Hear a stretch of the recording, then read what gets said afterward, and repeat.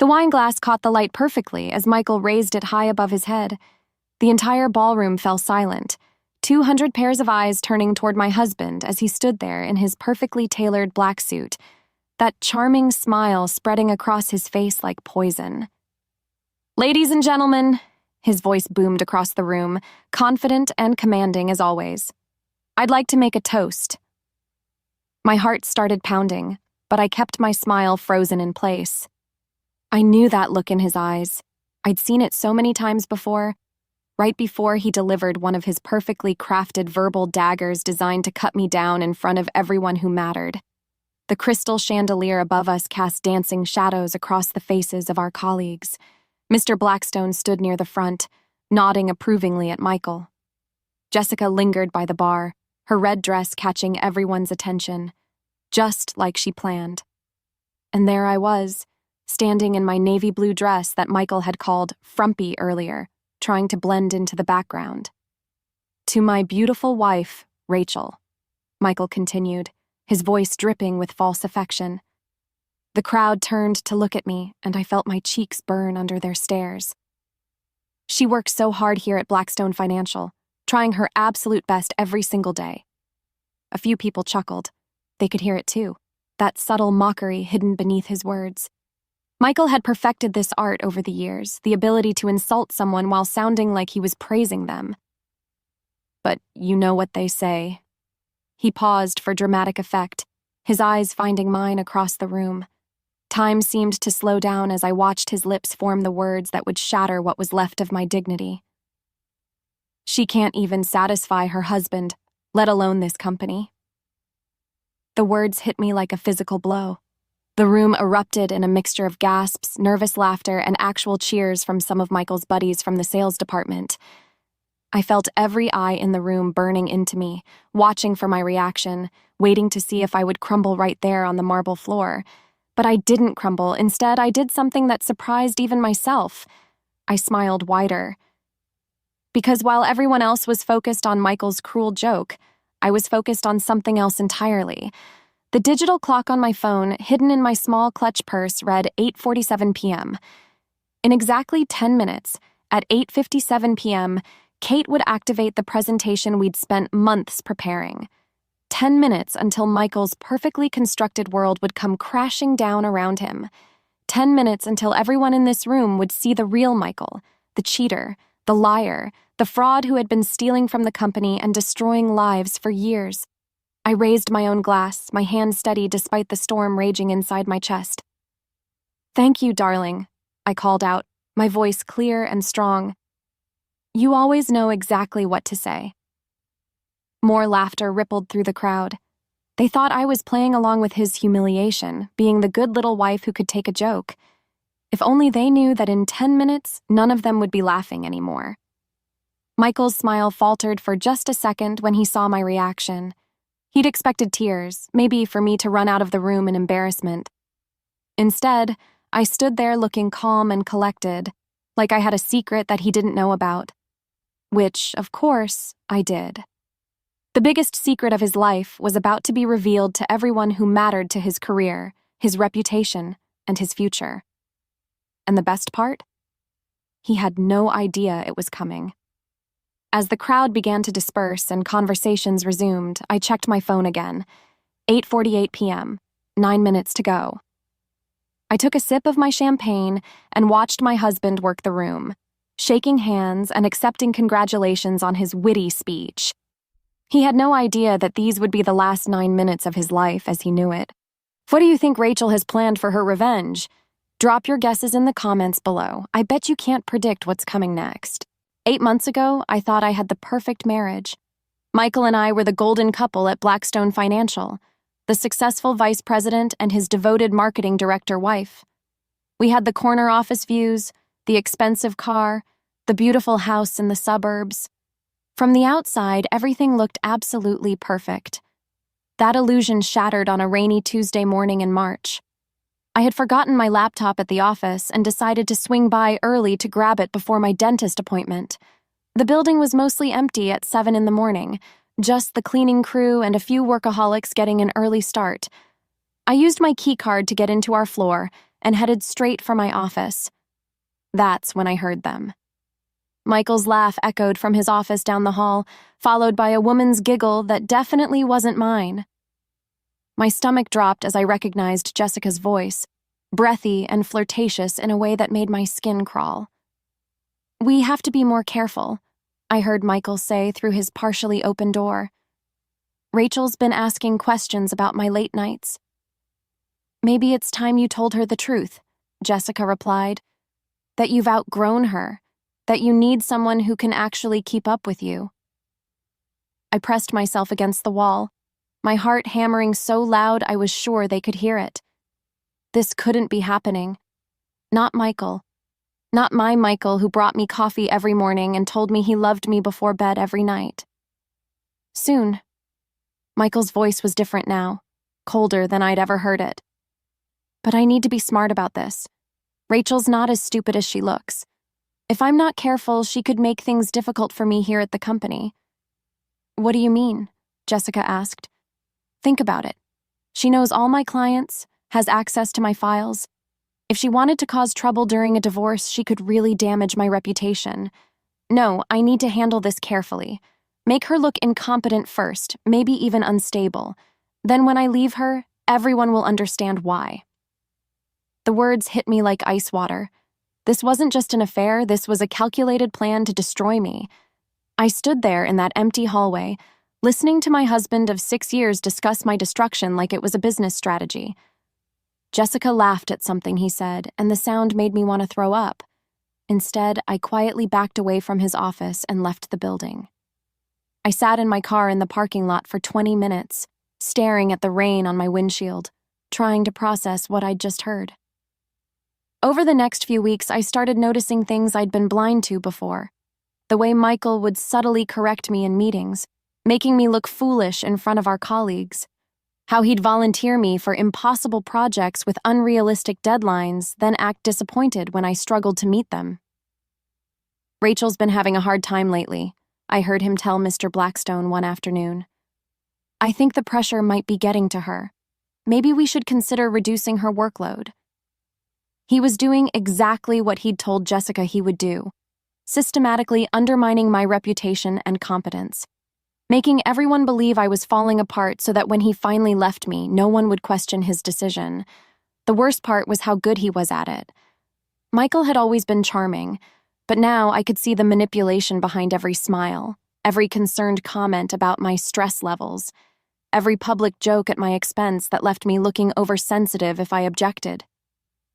At company events, he'd make little comments about our marriage that seemed playful, but were actually designed to humiliate me. "You know how wives can be," he'd say with a laugh when I'd suggest a different approach to a project. "Always thinking they know better." Everyone would chuckle, and I'd force myself to smile along, playing the role of the good-natured wife who could take a joke. Inside, I was dying a little more each day, but somewhere between the 3rd month of watching my husband systematically destroy my life and the 4th month of pretending everything was fine, something inside me changed. I stopped being the victim and started being the observer. If Michael wanted to play games, I decided I could learn to play them too. I just needed to play them better than he did. The decision to fight back came to me on a Thursday night in June. Michael was working late again, or at least that's what he told me. I sat alone in our kitchen, staring at the cold dinner I'd prepared for 2, when my phone buzzed with a text from Kate. "Coffee tomorrow? You look like you need to talk." Kate had been my best friend since college, and she had a talent for reading people that came from her work as a freelance investigator. She specialized in corporate fraud cases, which meant she knew how to find things people didn't want found. The next morning, I told Kate everything. About the affair, about Michael's plan to destroy my reputation, about how trapped and helpless I felt. She listened without judgment, taking notes in that methodical way of hers. "Rachel," she said when I finished, "you have 2 choices. You can let him destroy you, or you can gather evidence and destroy him first." "I don't know how to do that," I admitted. Kate smiled. "Lucky for you, I do." We started small. Kate taught me how to use my phone to record conversations without Michael noticing. She showed me which documents to photograph and how to do it without leaving digital fingerprints. Most importantly, she taught me how to act normal while my world was falling apart. The key, Kate explained, is to let him think his plan is working. Keep playing the struggling wife while you gather ammunition. It was harder than I expected. Every day I had to watch Michael chip away at my reputation while I smiled and pretended not to notice. In meetings, he'd interrupt me mid-sentence to clarify my points, making me look confused and unprepared. He'd volunteer me for projects he knew I couldn't handle alone, then express concern about my declining performance when I struggled. But now I was documenting everything.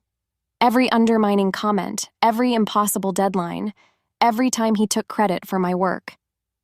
Kate helped me set up a secure cloud account where I stored photos of emails, recorded conversations, and detailed notes about Michael's behavior. The breakthrough came in July when Kate discovered something that changed everything. "Rachel, you need to see this," she said, calling me into her car after work one evening. She had her laptop open, showing me Michael's company credit card statements that she'd somehow accessed. "How did you get these?" I asked.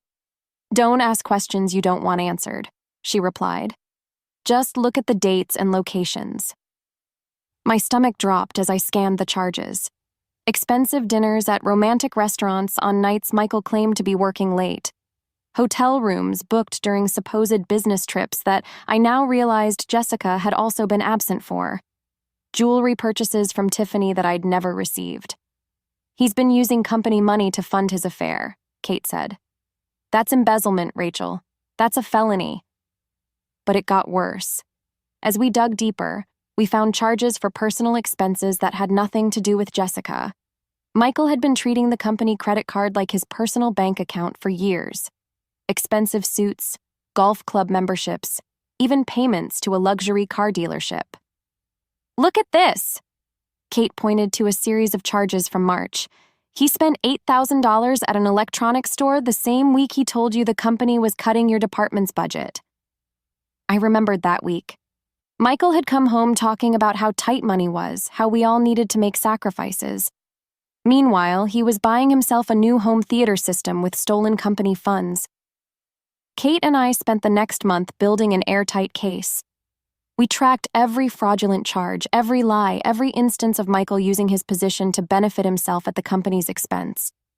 We discovered he'd been inflating his expense reports for years, claiming meals and travel that never happened. The most damning evidence came when Kate managed to access Michael's work computer remotely. We found folders full of my marketing proposals and campaign ideas, all with Michael's name on them instead of mine. He'd been stealing my work and presenting it as his own for over 2 years. "This is enough to destroy him," Kate said, as we reviewed our evidence. "Financial fraud, theft of intellectual property, misuse of company resources. He'll be lucky if he doesn't go to prison." I stared at the mountain of evidence we'd collected. Months of careful documentation, proof of crimes that could end Michael's career forever. "When do we use it?" I asked. Kate smiled. "The company gala is in 3 months. Perfect timing for maximum impact." August brought a heat wave that seemed to mirror the burning anger growing inside me. As Kate and I continued our investigation, we uncovered layers of Michael's deception that went far deeper than I'd ever imagined. What started as documenting an affair had become exposing a criminal enterprise disguised as a marriage. The worst discovery came on a sweltering Tuesday afternoon when Kate called me, her voice tight with barely controlled rage. "Rachel, you need to come over right now. I found something that's going to make you sick." I drove to Kate's apartment with my hands shaking on the steering wheel. She met me at the door with her laptop already open, her face grim. "I managed to access Michael's personal email account," she said, leading me to her kitchen table. "The one he thinks you don't know about." What I saw on that screen changed everything I thought I knew about my husband. There were hundreds of emails between Michael and Jessica dating back almost 3 years. 3 years. Our entire marriage had been a lie for half its duration. But it wasn't just the timeline that destroyed me. It was the content. "Read this one," Kate said, pointing to an email from 6 months ago. Jessica, you should have seen Rachel's face when I told everyone at the client dinner that she gets confused with numbers. She actually believed I was trying to help her by explaining the budget breakdown again. She's so pathetic she doesn't even realize when she's being humiliated. Sometimes I think she actually enjoys being treated like an idiot. Jessica's response was even worse. Poor little Rachel. Does she still believe you love her? It's almost sad how desperate she is for your approval. At least it makes our job easier. I felt bile rise in my throat. Our job? Kate scrolled down to show me more emails. What I read made my blood run cold. Michael and Jessica hadn't just been having an affair. They'd been systematically planning my professional and personal destruction. They had spreadsheets tracking my projects, noting which ones they could sabotage and which ones Michael could steal credit for. They'd identified my closest work relationships and developed strategies to poison them. Look at this, Kate said, opening another email thread. They've been planning this for over a year. The emails detailed their strategy with clinical precision. Michael would gradually undermine my confidence and competence at work, while Jessica gathered intelligence about my daily routines, my friendships, even my therapy appointments after my mother died last year. She's been seeing Dr. Martinez for grief counseling, one email read. Perfect opportunity to plant seeds about her mental instability. I'll mention to Blackstone that I'm concerned about her emotional state affecting her work performance. I remembered that conversation. Michael had seemed so caring when he suggested I might want to take some time off after a particularly difficult session. I'd thought he was being supportive. Instead, he'd been building a case for my incompetence. The emails revealed that Jessica had been feeding Michael information about my work schedule, my client meetings, even my lunch plans. She'd been watching me, reporting back to him like I was some kind of target under surveillance. But the most devastating discovery was a folder labeled Exit Strategy. Inside were detailed plans for our divorce. Michael had already consulted with a lawyer about how to minimize his financial obligations to me. He'd researched ways to claim that my mental health issues made me unfit to receive alimony. He'd even identified which of our shared assets he could hide or transfer before filing papers. He's been moving money, Kate said, showing me bank statements she'd somehow obtained. Small amounts, transferred to accounts you don't know about. He's been preparing to leave you with nothing. The final blow came in an email dated just 2 weeks ago. The gala will be perfect timing. I'll humiliate her publicly one last time, really drive home how unstable and incompetent she's become. Then I'll file for divorce the following week, citing irreconcilable differences and her inability to handle professional stress.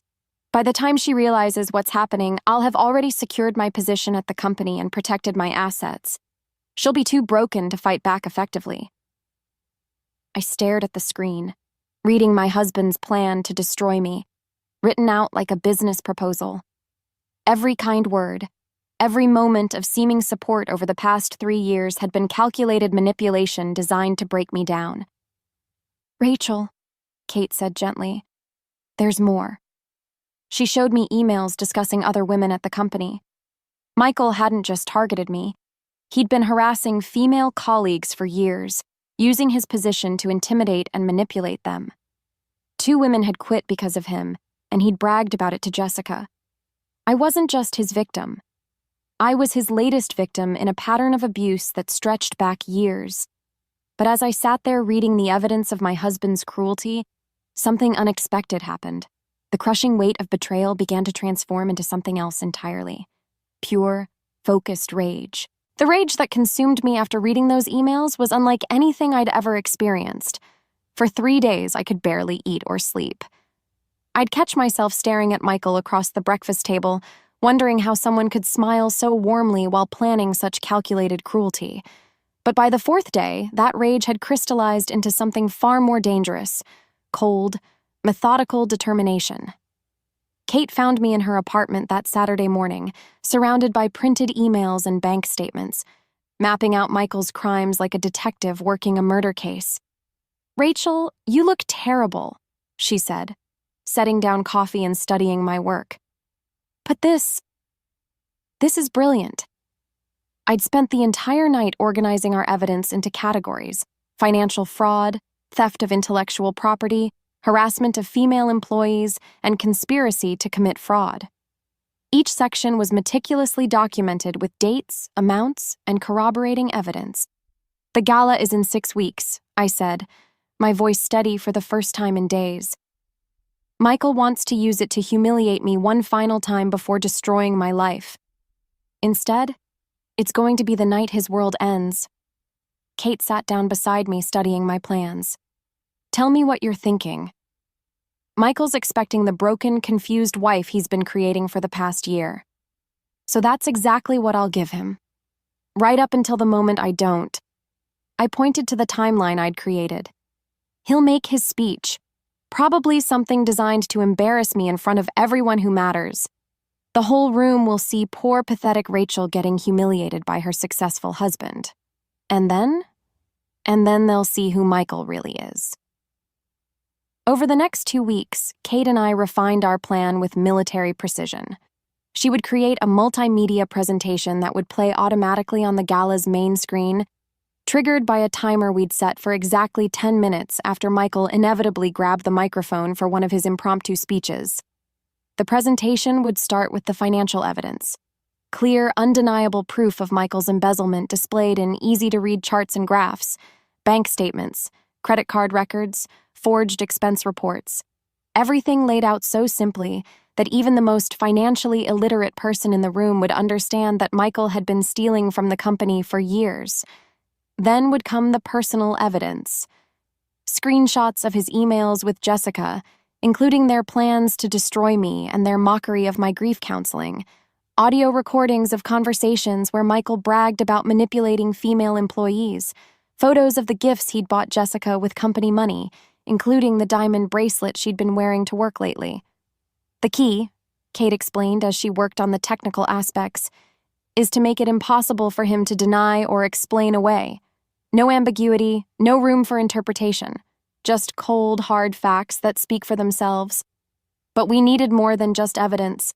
We needed witnesses who mattered." I began carefully reaching out to people who could make or break Michael's career. Mr. Blackstone, obviously, but also the company's biggest clients, the board members, and the local business journalists who always covered the gala. I started with Margaret Chen, the CEO of our largest client account. Michael had been overcharging her company for months, padding invoices with fake expenses. I invited her to lunch under the pretense of discussing next year's marketing strategy. "Margaret," I said carefully over salad, "I've been reviewing our billing practices, and I think there might be some discrepancies you should know about." I didn't give her details. Not yet. But I planted enough seeds of doubt to ensure she'd be paying very close attention to anything involving Michael at the gala. I did the same with 3 other major clients, each conversation carefully crafted to raise questions without revealing my hand.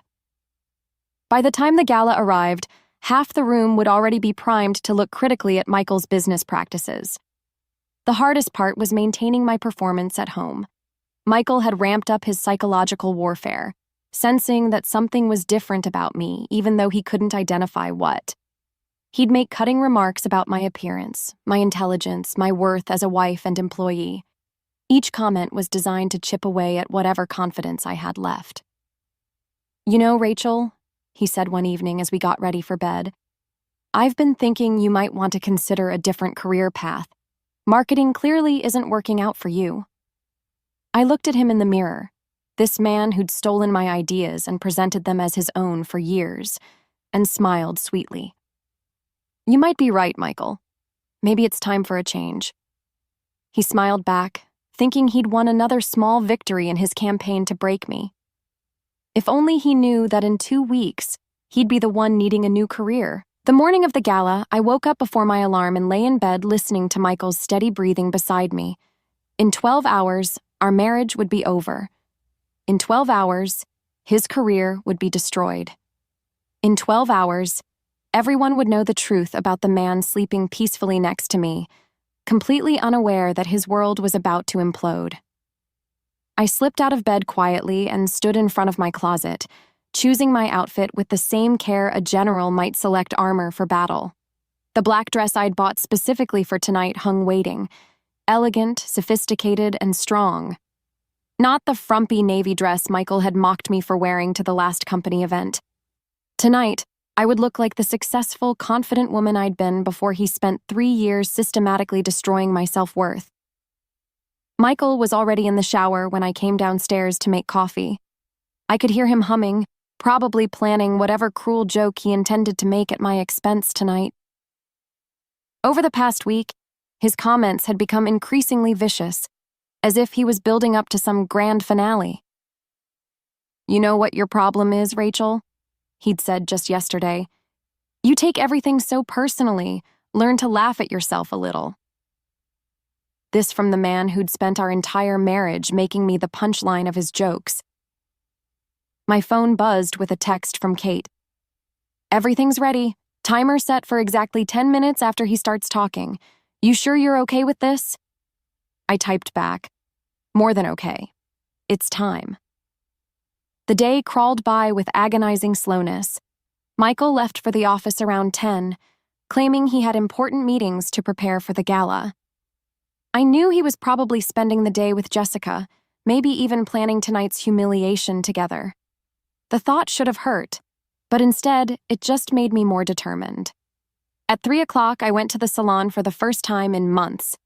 Michael had been subtly discouraging me from wasting money on things like haircuts and manicures, part of his campaign to make me feel frumpy and worthless. But today I got the works: hair, makeup, nails. I wanted to look absolutely stunning when his world collapsed. Kate met me at home at 5 to do a final equipment check. The presentation was loaded and ready, the timer programmed, the backup systems in place. We'd even arranged for a local business reporter to be in the perfect position to capture Michael's reaction when the truth came out. "Last chance to back out," Kate said, though we both knew I was far past that point. "He made his choice 3 years ago when he decided to destroy me," I replied. "Tonight, he faces the consequences." Michael came home at 6:30, already dressed in his tuxedo and reeking of expensive cologne. He barely glanced at me as I put on my earrings. "Try not to embarrass me tonight," he said casually, adjusting his bow tie in the mirror. "I know these events can be overwhelming for you." I smiled at his reflection. "Don't worry, Michael, I think tonight will be very memorable." The ride to the hotel was silent, except for Michael's phone calls with various colleagues, discussing business deals and making plans for next week. Plans that would never happen, a future that would never exist.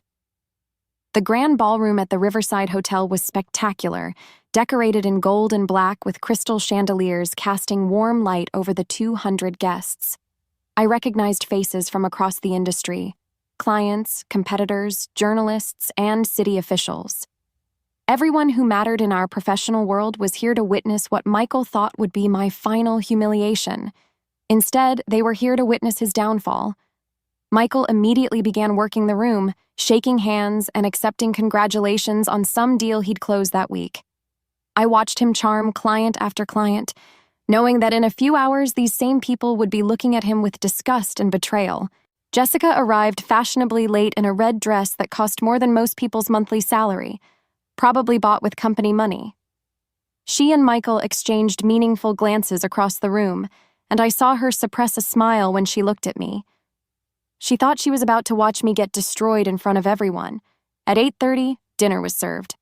Michael made small talk with the people at our table, occasionally making subtle digs at my expense that had everyone chuckling uncomfortably. I smiled and played along, the perfect good-natured wife.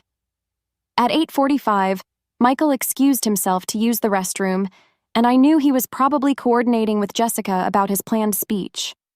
At 8:46, I checked my phone one last time and saw Kate's final text. Showtime. Michael returned to the table at 8:47, his eyes bright with anticipation and alcohol. He'd been drinking steadily all evening, which would only make what was coming more devastating. At 8:50, he stood up and reached for the microphone. Michael's hand closed around the microphone with the confidence of a man who believed he owned the room. The conversations around us gradually died down as people turned their attention to my husband, expecting another one of his charming speeches that always seemed to entertain everyone at my expense. "Ladies and gentlemen," Michael began, his voice carrying that familiar tone of false warmth that I'd learned to recognize as pure poison. "I hope you're all enjoying this wonderful evening." Polite applause rippled through the ballroom. I sat perfectly still, my hands folded in my lap, counting down the seconds until his world would end. 8 minutes and 30 seconds until Kate's presentation would begin playing on the massive screen behind him. "You know," Michael continued, swaying slightly from the wine, "they say behind every successful man is a great woman. Well, I'm here to tell you that's not always true." A few uncomfortable chuckles echoed through the room. Mr. Blackstone frowned slightly, but Michael was too drunk and too confident to notice. "Take my beautiful wife Rachel here." Michael gestured toward me with his wine glass, and I felt 200 pairs of eyes turn in my direction. "She tries so hard, bless her heart. Really gives it her all here at the company." My phone showed 8:52. 5 minutes and 30 seconds. "But you know what they say?" Michael paused for dramatic effect, that cruel smile spreading across his face as he prepared to deliver what he thought would be the killing blow. "She can't even satisfy her husband, let alone this company." The room erupted exactly as he'd planned. Some people gasped in shock, others laughed nervously, and a few of his buddies from sales actually cheered and raised their glasses. Jessica covered her mouth with her hand, pretending to be scandalized while her eyes sparkled with malicious delight. I felt the familiar burn of humiliation wash over me, but this time it was different. This time, I knew it would only last for exactly 5 more minutes. I stood up slowly, raising my own glass with a steady hand. "Thank you, darling," I said, my voice carrying clearly across the silent ballroom. "You always know exactly what to say." More laughter rippled through the crowd. They thought I was playing along, being the good sport who could take a joke. Michael's smile widened, thinking he'd achieved the perfect public humiliation he'd been planning for months. "That's my girl," he said into the microphone. "Always such a good sport about everything." 8:54. 3 minutes. Michael launched into what sounded like an impromptu speech about marriage and partnership, but I could tell he'd rehearsed every word. He talked about the challenges of being married to someone who struggled with confidence, and how important it was to be patient with people who aren't quite at your level. Each word was designed to paint me as pathetic and incompetent, while making him look like a saint for putting up with me. The audience was eating it up, nodding along with his fake wisdom about relationships. 8:56. 1 minute. "The truth is," Michael said, building to what he clearly thought was his grand finale, "some people are just meant to be followers, not leaders. And that's okay. The world needs people who are content to stay in the background and let others shine." He looked directly at me as he said it, his eyes glittering with triumph. This was it. His final, devastating blow designed to ensure I'd never recover professionally or personally. 8:57. The massive screen behind Michael suddenly blazed to life. The first image that appeared was a bank statement showing a $15,000 charge to a luxury hotel in Miami, a business trip that Michael had taken with Jessica while I thought he was visiting clients in Chicago. The room fell silent as people tried to process what they were seeing. Michael's back was to the screen, so he didn't immediately realize what was happening. He was still smiling, still holding the microphone, when the second slide appeared. A screenshot of his email to Jessica calling me pathetic and too stupid to realize when I'm humiliating her. Someone in the crowd gasped. Then another. Michael's smile began to falter as he noticed people weren't looking at him anymore. They were looking behind him.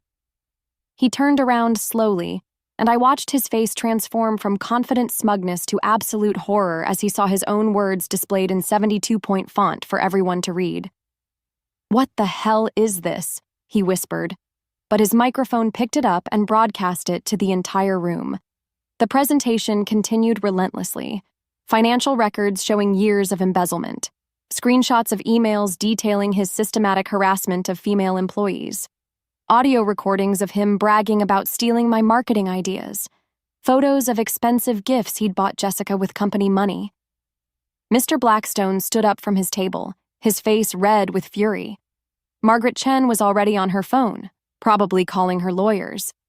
The business reporter in the corner was frantically taking notes while her photographer captured every moment of Michael's destruction. "Turn it off!" Michael shouted, dropping the microphone and lunging toward the AV booth. But Kate had anticipated this. The system was locked and would run for exactly 15 minutes, ensuring everyone saw every piece of evidence we'd gathered.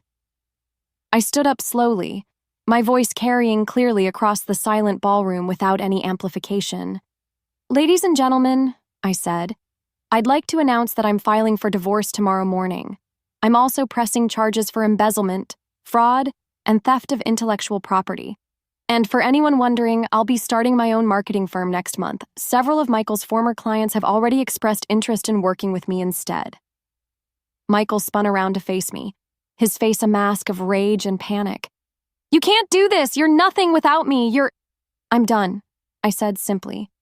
"I'm done being your victim, done being your punchline, and done pretending that any of this was my fault." I picked up my purse and walked toward the exit, my head held high. Behind me, I could hear the chaos erupting as Michael tried desperately to explain away the evidence still playing on the screen.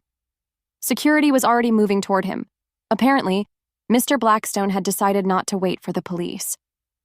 As I reached the ballroom doors, I heard Jessica's voice, shrill with panic. "Michael, what do we do? What do we do?" I smiled and stepped out into the hotel lobby, leaving my old life behind forever. For the first time in 3 years, I felt like myself again.